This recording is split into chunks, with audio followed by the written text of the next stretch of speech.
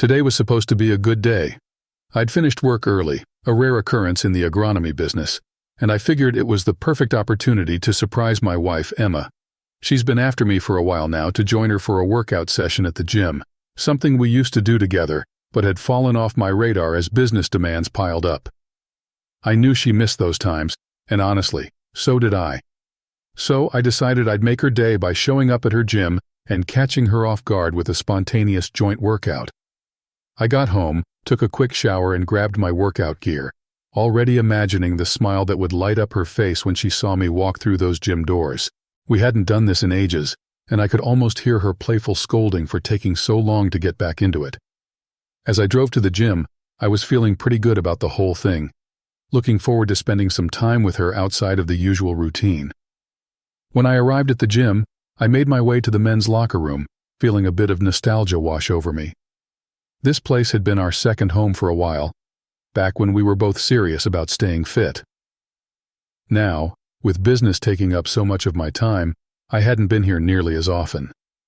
I changed into my gym clothes and was about to head out to the workout area when I saw something that froze me in my tracks. The locker room was supposed to be a place where you didn't expect surprises, especially not ones like this. But there they were, Emma and her trainer Mark coming out of the same shower.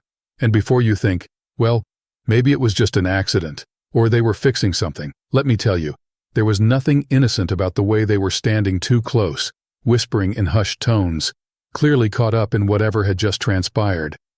For a moment I couldn't move. It felt like the floor had been yanked out from under me, like I was in a free fall, with no end in sight. You might think a former military man, someone used to the unexpected, would handle something like this better. But let me tell you, nothing, not even years of facing dangerous and unpredictable situations, could have prepared me for the sight of my wife, the woman I thought I knew inside out, stepping out of a shower with another man.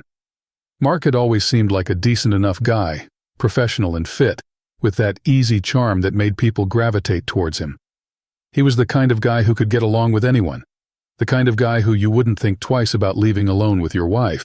After all, he was just a trainer, someone hired to help her with her fitness goals, nothing more. But there was more. A lot more, as it turned out. Before I go any further, let me take you back a bit, give you some context, because this isn't just a random act of betrayal. Emma and I have been together for a long time, and like any marriage, we've had our ups and downs, but nothing that ever made me question her loyalty, her love. We met in our 20s, both of us full of energy and dreams, and we built a life together that I was damn proud of. I was in the military back then, and Emma was the kind of woman who could handle the long absences, the worry, the stress that came with being a soldier's wife. She was my rock, always there when I needed her, never complaining, just waiting for me to come home. When I finally retired from the military, I thought things would get even better between us. I was done with the long deployments, the dangerous missions. I was ready to settle down, to start the next chapter of our lives. That's when my best friend and I decided to start an agronomy business together. It was something I'd always been passionate about, working with the land, building something sustainable. And with my friend by my side, it seemed like the perfect venture. But running a business isn't easy. It's demanding, time-consuming, and sometimes all-consuming. There were days when I'd leave before sunrise and get home long after dark, too tired to do anything but collapse into bed. Emma understood, or at least I thought she did. We'd been through worse after all, and she never once made me feel guilty for the time I spent on the business. But things started to change after a while. I noticed it, though I didn't want to admit it at first. Emma became more distant, more irritable, and it seemed like everything I did was suddenly a problem. She began to resent the time I spent at work, which was odd because she'd never complained before. I figured it was just a phase, something that would pass, especially since she'd been the one to suggest we start working out together again to keep me in shape. You see, after I retired, I let myself go a little. Not a lot, but enough that I started to notice, and so did she. Emma, always the supportive wife, suggested we hit the gym together, like we used to. She wanted to help me get back in shape, and I appreciated that. But as the business picked up, my time at the gym became less and less frequent. I tried to go when I could, but there were just too many things demanding my attention. Emma, on the other hand, threw herself into it. She was there almost every day, working hard, getting stronger, and looking better than ever. That's when she hired Mark, the trainer. She said she needed someone who could push her, someone who knew what they were doing. I didn't think much of it at the time. It made sense. She wasn't an expert, and having a professional guide her seemed like a good idea. And honestly, I was just glad she was staying active, doing something she loved. But then the complaints started.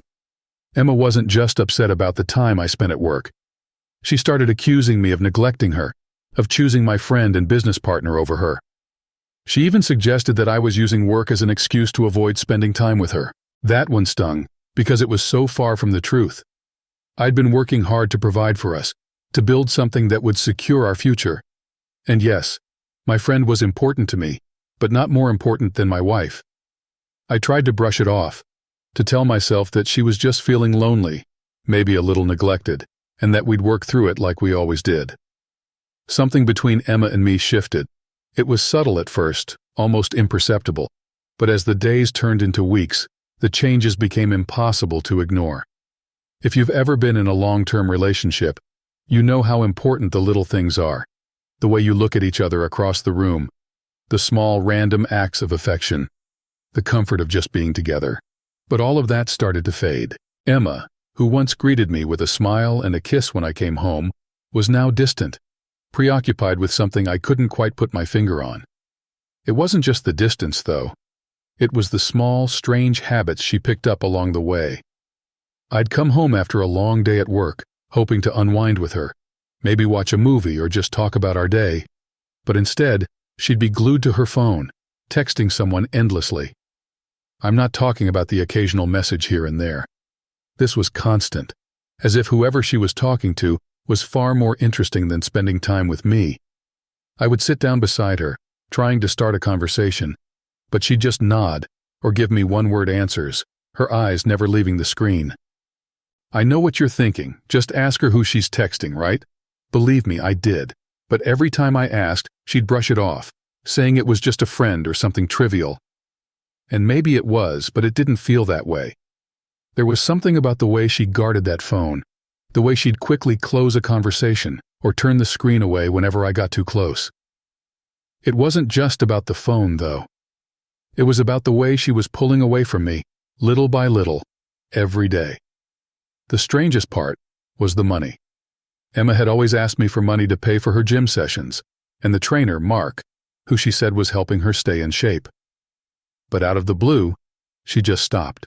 At first, I thought maybe she was cutting back on the sessions or had found a cheaper alternative, but when I asked her about it, she got defensive. She told me she didn't need to bother me with it anymore, that she could handle it herself. It wasn't like her to be secretive about money. Our finances had always been something we were open about. This new approach felt off, but I didn't press the issue. I told myself that maybe she just wanted to be more independent, that it was nothing to worry about. But you know how it is when something gets under your skin. You can't just let it go. So I found myself thinking about it more and more, especially when I was alone at work or on the drive home. I kept replaying our conversations in my head, trying to figure out what was different, what had changed. It started to eat at me, the not knowing. And when you spend enough time in your own head, your mind starts coming up with all kinds of theories, some more outlandish than others. I didn't want to believe that anything was seriously wrong. Emma and I had been through so much together, and I couldn't imagine that something as small as a few texts or a change in our routine could mean anything major. But I couldn't shake the feeling that something was off, that something was slipping through the cracks in our marriage. That's when I decided to talk to Dan, my best friend. If anyone could help me make sense of this mess, it was him. Dan and I had known each other for years, and he was the one person I could trust to give me an honest opinion, no matter how tough it might be to hear. We met up for lunch at our usual spot, a small diner we'd been going to since we started the business. We talked about work for a while, catching up on some of the projects we had in the pipeline, but I couldn't keep my mind off what was going on at home. Finally, I just came out with it. Dan, have you ever noticed anything different about Emma lately? I asked, trying to sound casual. Dan looked at me, his brow furrowing slightly. Different how? I told him everything. How she'd been distant, always on her phone, how she stopped asking for money for the gym. I even mentioned how defensive she'd gotten when I brought it up. As I spoke, I could see the concern growing in his eyes. Dan wasn't one to jump to conclusions, but he wasn't the type to ignore a problem either. "Listen, man," he said after a moment, "I don't want to speculate, but it sounds like something's bothering her. Maybe it's just stress or something personal she's dealing with, but it wouldn't hurt to sit down and have a serious talk with her, you know? Clear the air." He didn't say it outright, but I knew what he was getting at. Maybe Emma was going through something she wasn't ready to talk about. Or maybe there was more to it than that. Either way, Dan was right. I needed to talk to her, to figure out what was really going on. That night when I got home, I was determined to have that conversation. But as soon as I walked in, I could tell it wasn't going to be easy. Emma was sitting on the couch, her phone in hand, the screen lighting up her face as she smiled at whatever was on it. The sight of her so engrossed in that little device made my stomach twist in knots. I sat down next to her, hoping she'd put the phone down and talk to me, but she didn't. She just gave me a quick glance and went back to her texting. I felt the frustration building up inside me, but I tried to keep calm. "Emma," I started, my voice steady, "can we talk?" She looked up at me, her smile fading slightly. "Sure. What about?" "About us," I said, trying to gauge her reaction. "I feel like things have been different lately. You've been distant, and we're not really spending time together like we used to." She sighed, setting her phone down on the coffee table. "It's just, I've been busy, that's all. The gym, the house, trying to keep everything in order. It's a lot sometimes." "I get that," I replied, leaning in a little closer. "But I'm worried about us, about how we're doing. I miss how things used to be." She gave me a tired smile, the kind you give when you're trying to be patient but really just want the conversation to end. "It's fine, really. I'm just tired. Maybe we can talk about this later." I wanted to push her, to dig deeper, but before I could say anything else, she got up from the couch. "I'm going to the bathroom," she said, effectively ending the conversation. As I sat there, staring at the spot where she'd been, I felt a heavy weight settle in my chest. I hadn't gotten any answers, and the conversation had gone nowhere. When she came back, she didn't say anything, just climbed into bed and turned her back to me. It was like a wall had gone up between us, and no matter how hard I tried, I couldn't break through. The days that followed were more of the same. We went through our routine, work, home, bed, without really connecting. Every time I thought about bringing it up again, I hesitated, afraid of pushing her further away. I told myself that maybe she was right, that she was just tired or stressed and that things would get better on their own. But they didn't. The distance between us only grew, and I found myself retreating more and more into work, using it as a way to avoid dealing with what was happening at home. I told myself that if I just gave her space, if I was patient, things would go back to normal. But the truth is, normal had left the building a long time ago. And deep down, I knew that whatever was going on, it wasn't going to fix itself. It's hard to describe the feeling you get when your world collapses in front of you. I'm not talking about the slow, crumbling kind of collapse where you have time to adjust, to brace yourself for the impact. No, this was more like the ground just disappeared beneath me, and suddenly I was in free fall. I don't know if you've ever felt that way, completely helpless, completely betrayed, but it's not something I'd wish on my worst enemy. That day at the gym was supposed to be a normal one, just another day, another routine workout, another chance to reconnect with Emma. But it turned out to be the day everything I thought I knew about my life got turned upside down. When I saw them together, Emma and Mark, stepping out of that shower like they had no care in the world, it was like someone had punched me in the gut. The kind of punch that leaves you winded, gasping for air, unable to think straight. I didn't confront them, didn't demand answers, didn't do any of the things you'd think a man in my position would do. I couldn't. My body wouldn't let me. All I could do was turn around and walk out, like some kind of automaton, my mind in a fog, my heart in shreds. I walked straight out of the gym, not even sure where I was going at first. I just knew I had to get out of there, had to get away from the sight of them. The image of them together was burned into my mind, and no matter how hard I tried, I couldn't shake it. Every step I took felt heavier than the last, like the weight of what I'd just seen was pulling me down into the earth. There was only one person I could think of to turn to: Dan. It was his day off, and if there was ever a time I needed my best friend, this was it. So I drove to his place, though I'm not even sure how I managed it. The drive was a blur, my thoughts racing, my emotions all over the place. Anger, disbelief, sadness.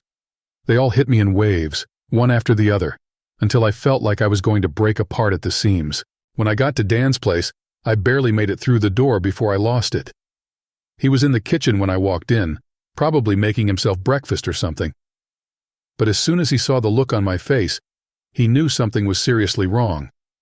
I didn't have to say anything, I just broke down. And you know what? I don't care how tough you are, how much of a rock you think you can be. There comes a time when you just can't hold it in anymore. I cried like a damn baby, right there in his kitchen. And bless him, Dan didn't say a word. He just wrapped his arms around me and held on, letting me get it all out. I don't know how long we stood there, but by the time I could finally pull myself together, I felt like I'd been through the ringer. When I finally calmed down enough to talk, we sat down with a couple of beers, and I told him everything. I told him about how Emma had been distant lately, about the way she'd been so secretive with her phone, about how she'd stopped asking for money for the trainer. And then I told him about what I'd seen at the gym. The whole thing, laid out in all its ugly detail. Dan listened to every word, his expression growing darker by the minute.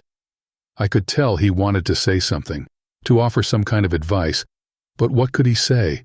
What could anyone say in a situation like that? All he could do was sit there, nodding, letting me get it all off my chest. And for that, I was grateful. That night, I couldn't bring myself to go home.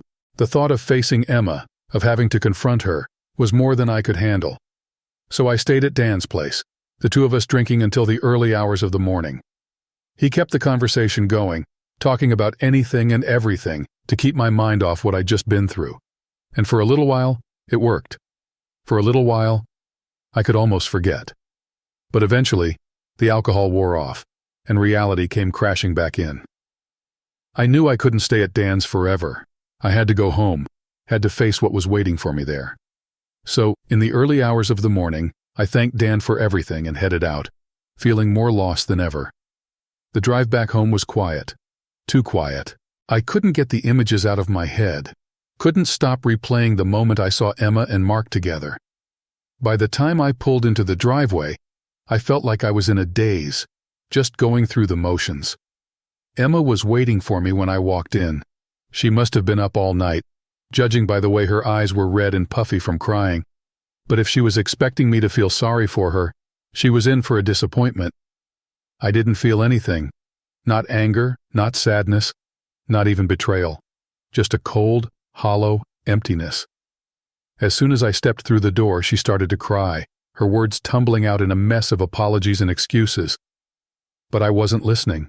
I couldn't listen. All I could hear were the lies, the betrayal, the months of deception that had led us to this point. "Please, I'm so sorry," she kept saying over and over again, like those words could somehow undo what she'd done, but they couldn't. Nothing could. I didn't say anything at first. I just stood there watching her, feeling nothing. Then, finally, I spoke. "Get out," I said, my voice cold, detached. She stopped crying, her eyes widening in shock. "What? Please, can we just talk about this? I can explain." "Get out," I repeated, more forcefully this time. She started to plead, to beg me to listen, but I was done. I didn't want to hear any more lies, any more excuses. I just wanted her gone. I couldn't even look at her anymore. When she realized I wasn't going to change my mind, she finally started to pack her things. It was like watching a stranger move through my house, packing up her life and getting ready to leave. And maybe that's what she was now. A stranger. The woman I'd loved, the woman I'd built a life with, was gone, replaced by someone I didn't recognize. When she was finally ready to leave, she turned to me one last time, her voice trembling as she whispered, "Goodbye." But I didn't answer. I didn't even look at her. I just walked to the front door and slammed it shut behind her, cutting off whatever last words she might have had. And that was it. The end of our life together. The end of everything I thought I knew. I was alone, standing in the empty silence of what used to be our home, wondering how the hell it had all come to this.